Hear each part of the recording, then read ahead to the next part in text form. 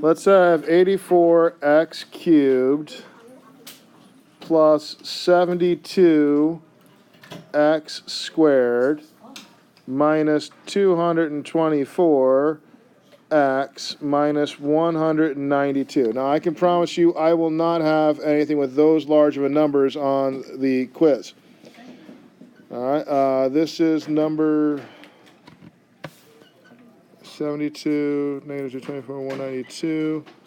That's number 9, but that's not the answer key for this, so I can tell you that there is a GCF here of 4. So the first thing I would do is I'd factor out the GCF of 4, which means that I would divide all of these terms by 4.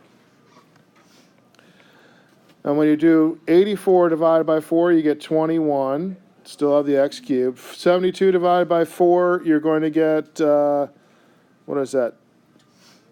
18? Yeah, you get plus 18.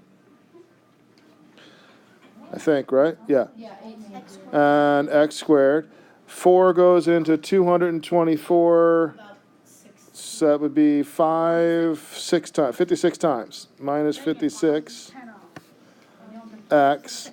4 goes into 192. That'd be 4 with 3 left over. That'd be 48 times, I believe. Yep, 48. Okay. Now, again, I'm not going to give you that large of a number on the test. These are just examples that I randomly printed out here. Now, from here, this is where the group factor by grouping kicks in. This is where we start grouping the two terms, the first two terms and the last two terms. There is a common factor in the first two of what? 3. And there's also a common factor in the x's of x squared. So we factor out the GCF of 3x squared, which means both of these are going to be divided by 3x. I'm sorry, I wrote squared, cubed when it should be squared. All right, so that's going to give me a 7x plus, and I don't need you repeating me because I'm recording this, so I don't need the extra volume there, plus 6. Now, if I go to this side, I see that I do also have a common factor here. Let's see, 8 times 7 does give me 56, and 8 times 6 gives me 48. So I'm going to factor out a negative 8. Why negative? Well, both terms are negative. Both of these are negative. And I also noticed that my binomial here has a positive 6 and a positive 7, which means after factoring out this, I want to have both of these positive. So when I factor out the negative 8, I get a negative 8 here, and I get 7x plus 6. Now, I've seen a lot of people that stop at this point and say they're done. You're not. Once you've reached this point, you have to recognize that this is one term in a binomial. This is another term in a binomial. It just so happens that this has a binomial within the binomial. And this one has a binomial within the binomial, so that term there. So this term has a binomial, and this term has a binomial. Both of them are the same one. So I can factor out that 7x plus 6. And when I factor out, I divide both of those by 7x plus 6, which is going to cancel them out, which is going to leave me with 3x squared minus 8. Don't forget, I have that original GCF of 4, and this would be my final answer for that particular factor by grouping.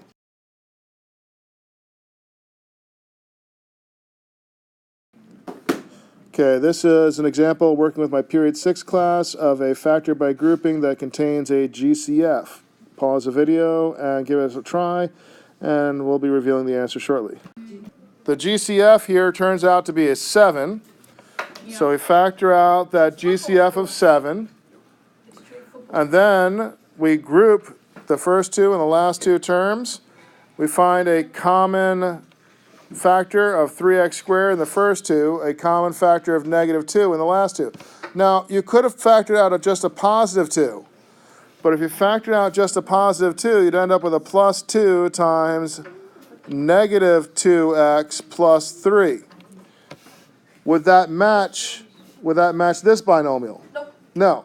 That's why I factored out a negative 2, which made this a positive 2x, and a negative 3, which made it match. So whether you factor out a positive or a negative here depends on whether it helps you match with the other binomial. Yes?